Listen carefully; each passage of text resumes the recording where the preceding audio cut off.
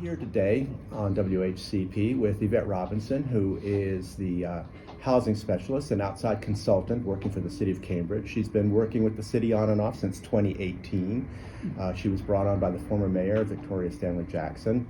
She's here today to talk to us a little bit about her work here in Cambridge, what the challenges are. And we're also here with Dave Wheelan from the SPY.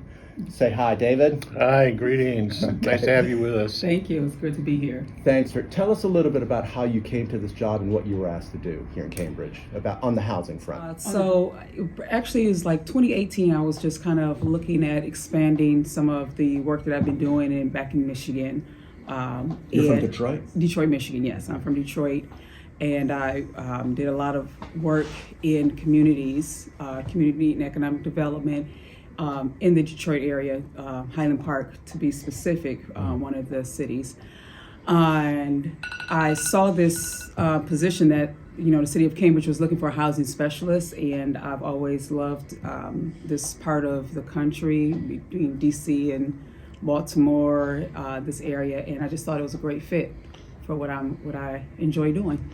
It is kind of interesting, though. I mean, that in terms of geography, it probably speaks really well to your qualifications. But why was it important for Cambridge to find somebody with your skill sets as opposed to, the hundreds of thousands of other possibilities?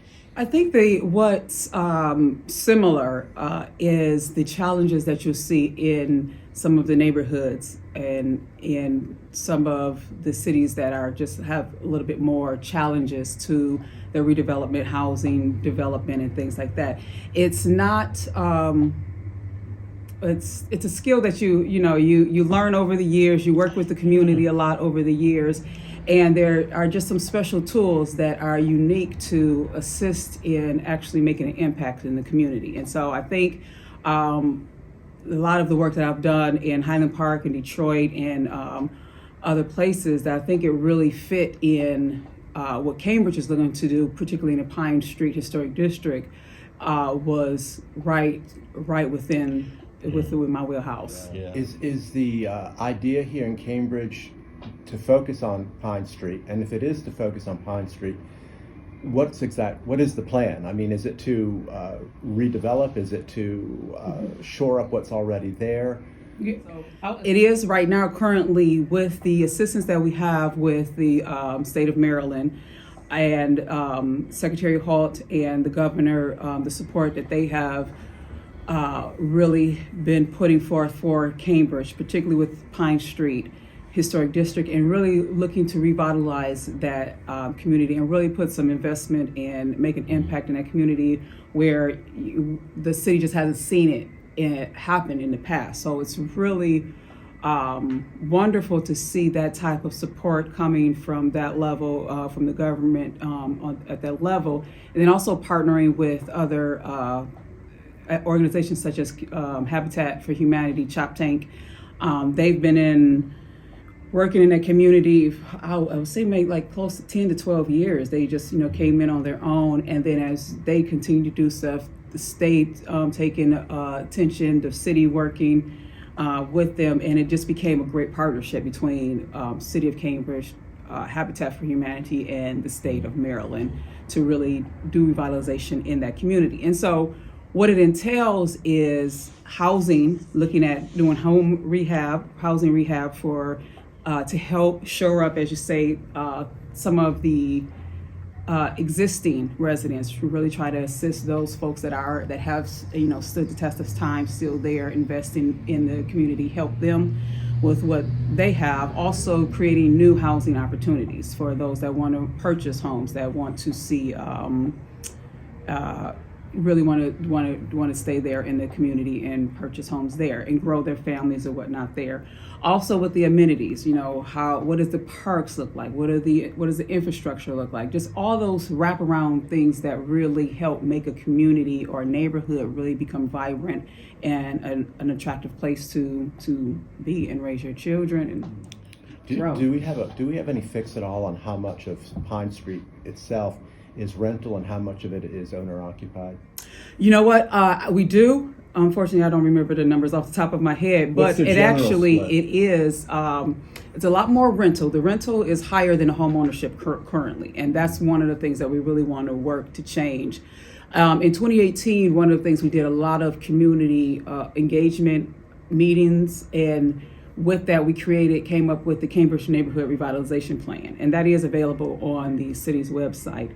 Part of that was also a housing study. We did a housing study and needs assessment to really look at the data and see what the makeup is. And quality rental is a huge need for the city. You know, there are folks that, you know, for various reasons, they are not either positioned or desire to be homeowners, but they do want to rent. They should have quality rental units as well. So that's another area to look at. And then but increasing in home ownership. So that does include new construction as well. So with the housing rehab, new construction, infrastructure, housing, counseling, just a number of services that we're looking at putting into that neighborhood. You talked a little bit about your work in Detroit, Highland Park in particular, and I'm kind of curious if you could share with us some of the success stories that you had there, and maybe compare it to these early days of the Pine Street project. Yeah. Because you can look at the Pine Street project and just get overwhelmed, meaning it will just take so long to revitalize, right, whatever that means. Right. And I guess I'm always looking for role models where people can see or understand that this can happen in communities. Right. So with in Highland Park, particular, one of the things that is similar is Highland Park is a very historic city as well. It is the birthplace of mass production. It's where the Model T started, and a number of other firsts that happened there. But it had its challenges as well. Some of the same thing. The industry, Chrysler was headquartered there. It moved north, and a lot of things just started to erode as they tend to do when you have a big industry move out, and it just impacts everything else. So some of the successes that we had, my position was a little more unique there because I had a lot more both community and economic development, so dealing with the businesses plus the housing aspect. And some of the success that we had was being able to attract more businesses. That was key, attracting businesses, but also really working with the community on a grassroots level in a way that cities hadn't been doing previously. At that time, similar to what you have here in Cambridge, you had the support of the state. Governor Granholm, when I first started there, was extremely supportive in really trying to work with the cities, a couple of cities, Highland Park, Detroit, Pontiac, a couple of them, Flint. Everybody's very familiar with Flint these days, but really working with those cities and investing funds that the state and the feds had in their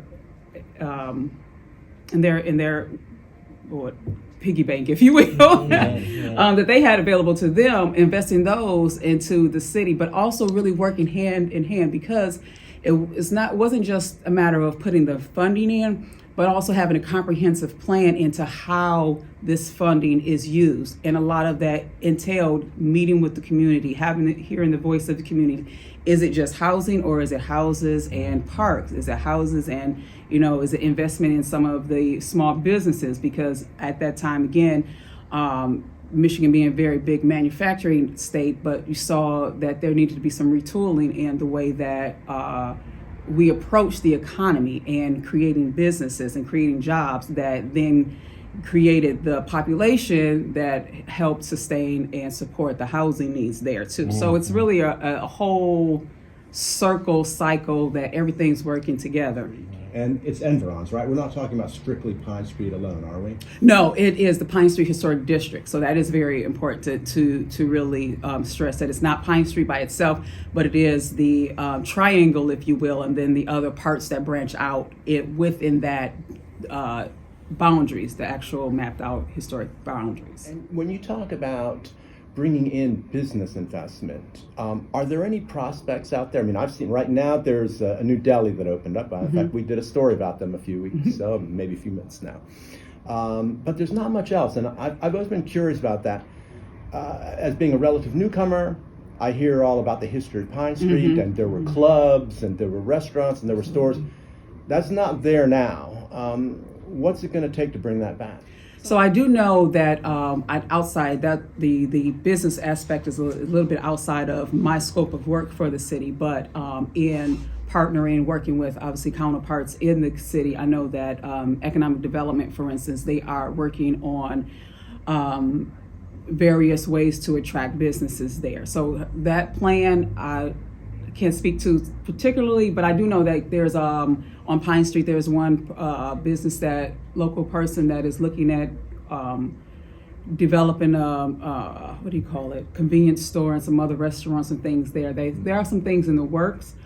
I'm not sure that how well I can speak to that part of it, but that is something that is happening as well. And now, is there work to be done? Absolutely. There's a lot more, I would say, really looking at how we support small businesses, those that are entrepreneurs that's trying to grow and advance, and really looking at how that effort is concentrated into the Pine Street.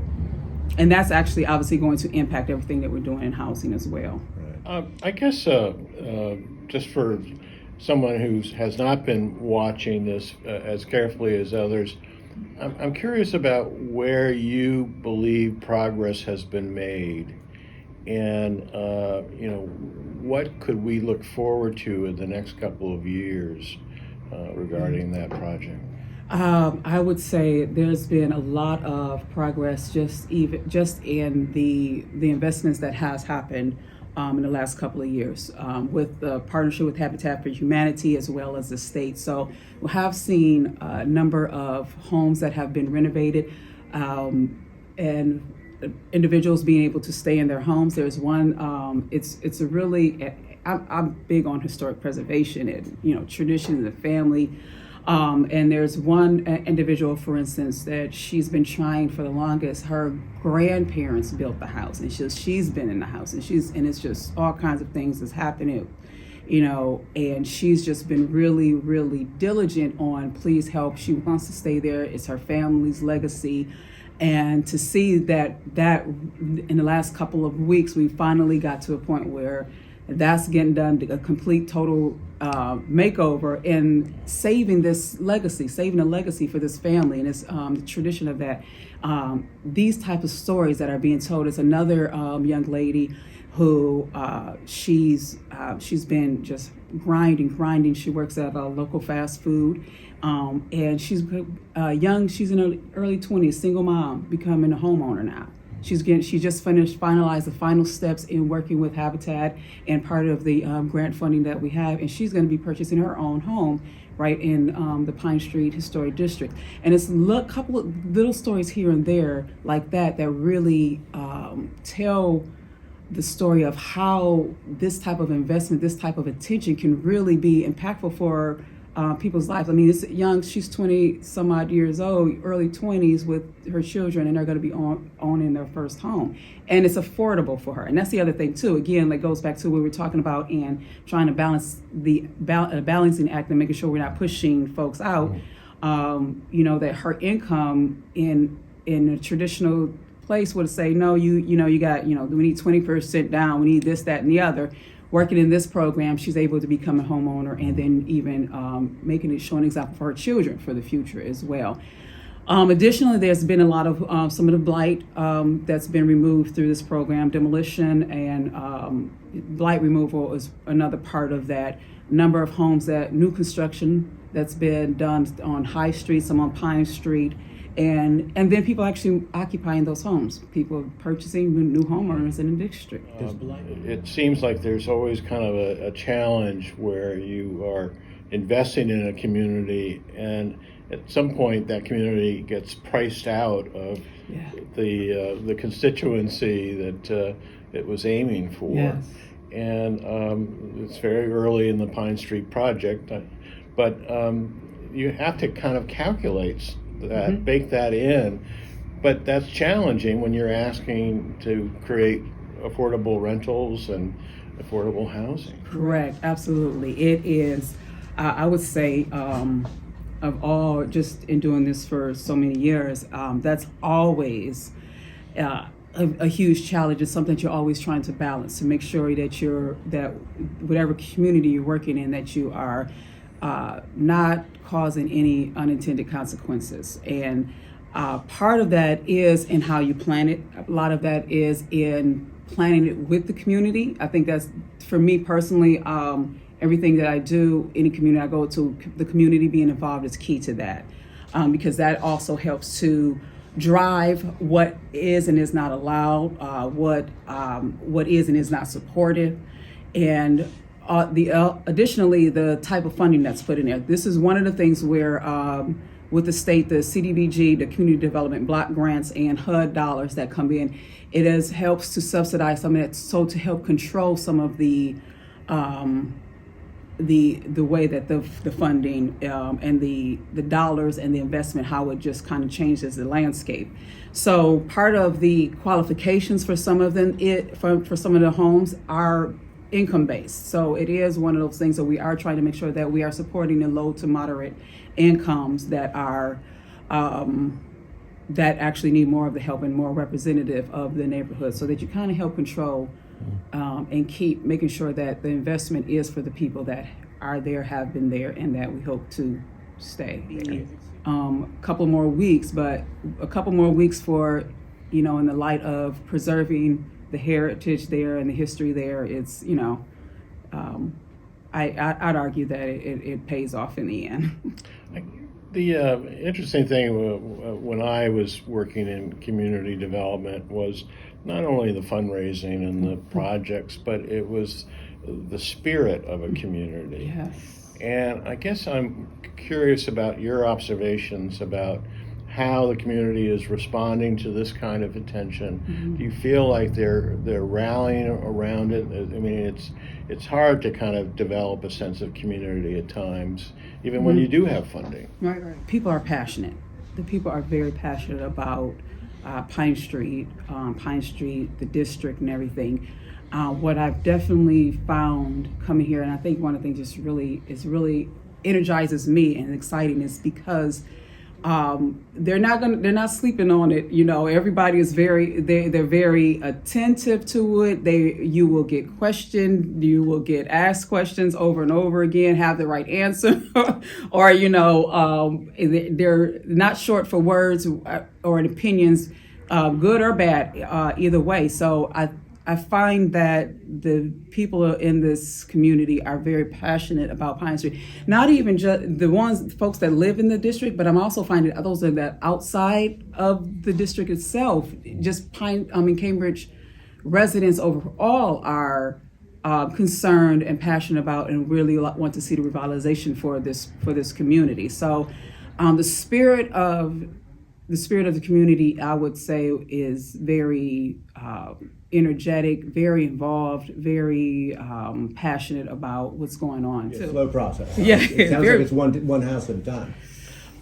Well, depends. We can do a couple at a time. And most recently, the governor just announced some more funding, so we're really excited to see some more funding that we're going to be able to do additional housing rehab, and we can do a lot at a time, depending on the properties being eligible for what we're doing, but also building the new construction. So it could be a couple, not just one at a time. It could be you see a couple of different houses being built or rehabbed all at the same time.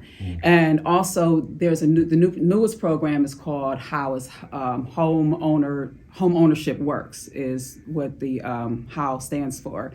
And with that is a pilot program here with Cambridge and in the city of Baltimore, where they're really pumping in dollars for new construction, housing counseling, infrastructure, public infrastructure to support the new housing. And we're going to be putting out RFPs for new developers to come in. Habitat is doing a lot of what they're doing. They have so much. Baltimore. This is Cambridge. Oh, okay. This is Cambridge. Yeah, this is happening in Cambridge. So Actually, the state was just down. They were down here yesterday. We did a tour through the whole Pine Street and really talked about each component. Cornish Park is going to be redeveloped. We're going to be doing some work there. We have new construction that's going to be happening on some of the city-owned lots there. So I think this summer, spring and summer, the community can look forward to seeing a lot of activity happening based upon this new funding that's being granted to us. What I've heard ever since I've been in Cambridge, that there's a poverty economy here, where you actually have landlords who profit off of the poverty by renting out substandard housing, and it's all over Cambridge. I guess that's a problem everywhere in America. So it's it's unfortunate, very unfortunate that this is not the first time I've seen it, not the first time I've had to deal with. Highland Park was really, really challenging in that manner, and I'd have to say, I was not some of the landlords' best friends, if you will, because we did have. I have a lot of the residents that would come. They're paying their rent and everything. I remember one lady, her daughter, she had to keep a bucket in her daughter's room every time it rained, but she's paying her rent on time and everything, but the landlord is not dealing with that. So it was very challenging when we did go through the process in changing the building codes, the permitting codes, and brought a lot of that. It was in the state's hand, brought it back in house locally to the city's level, and we were able to get inspectors in and start doing things. And it really changed a lot for the quality of life for a lot of the residents in that city. Yes. Thank you so much for coming and being on the radio with us today. Thank Appreciate you. it. Yvette Robinson, working on housing here in Cambridge. Thank you.